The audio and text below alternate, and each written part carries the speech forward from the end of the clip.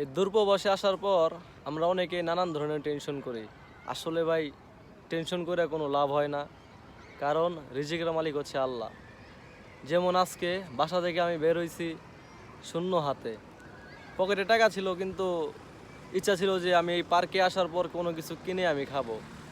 কিন্তু আল্লাহ তাআলা আমার রিজিক রাস্তার মাঝে আমার জন্য লিখে রাখছিল, কারণ আমি আসার সময় এই যে কোল্ড ড্রিঙ্কস দেখতেছেন, এই যে সৌদি আরবে কিনজা, হয়তো চিনবেন আপনারা, দুইটা কোল্ড ড্রিঙ্কস আমার জন্য নির্ধারিত হয়ে গেছে, তা আমি সংগ্রহ করে নিয়ে আসছি। এই কোল্ড ড্রিঙ্কসটা কিন্তু আবার আমার একলা নাও হতে পারে, রিজিকে হতে পারে যে আরেকজনের জন্য আছে এখান থেকে রিজিক।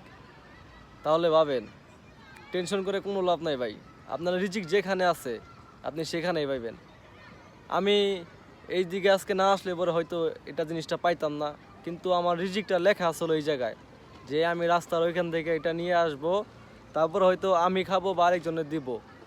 আমার নসিবে এটা লিখে রাখছিল আল্লাহ তাআলা, বুঝছেন ভাই। তাই প্রবাসে যারা আছেন, টাকা পয়সা অনেক ধরনের সমস্যা হয়, আপনারা টেনশন করবেন না, আপনারা একটু ধৈর্য ধরেন, আর ধৈর্য ফল তো জানেনই মিষ্টি হয়।